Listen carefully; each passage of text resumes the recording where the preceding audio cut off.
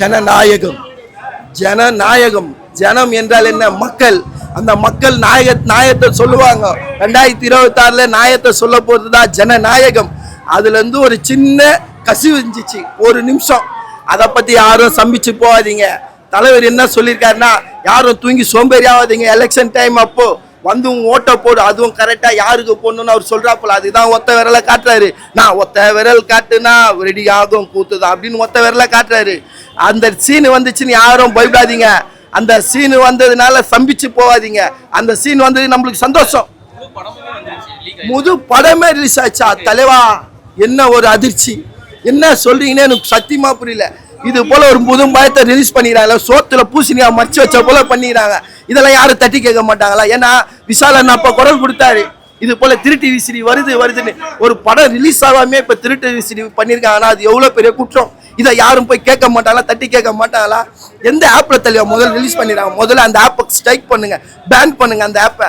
ஏன் இதெல்லாம் பண்றாங்க? ஒரு படம் தியேட்டர்ல வரணும். அவங்க எவ்வளவு கோடியா சம்பாரிச்சு கோடியா செலவு பண்ணிருக்காங்க. அந்த படம் எல்லாம் தியேட்டர்ல வந்து நம்மளாம் தியேட்டர்ல ஒவ்வொரு படம் வரணும்னா ஏங்கிட்டு இருக்காங்க. இது போல போன்ல பார்த்தா நல்லா இருக்குமா? ஏன்னா அதை வச்சுதான் இந்த படமும் எடுத்திருக்காங்க. போன்ல இப்போ ஒரு காலம் போகுதுன்னு தியேட்டருக்கு வராம வீட்லயே போன்ல பார்த்தா நல்லா இருக்குமா? இப்ப இருக்கிற படம்லாம் தியேட்டர்ல பாடுனதுல இப்போ தேவையில்லாம ஒருத்தர் மேல ஒருத்தர் பண்ணிட்டு இருக்காதீங்க. இது ஒரு படம். படத்தை ரிலீஸ் பண்ணா ஒரு படம் நெக்ஸ்ட் போயிட்டே இருப்பேன். ஏன்னா அவருக்கு இதான் கடைசி படம். இந்த கடைசி படத்தை நாங்க தியேட்டர்ல பாடலாம் பார்த்தா போன்ல ரிலீஸ் பண்றீங்களா? இது நியாயமா? இது அடுக்குமா? இதை நான் யாரை போய் கேட்பேன்? ஒன்றும் தெரியல. ரொம்ப கஷ்டமா இது தெளிவா, ரொம்ப கஷ்டமா இது.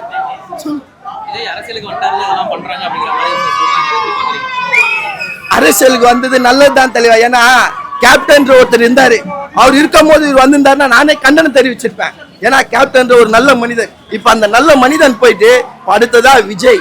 ஏன்னா அவர் விஜயகாந்த், அதுல இருந்து பாதிதான் விஜய் வந்திருக்காரு.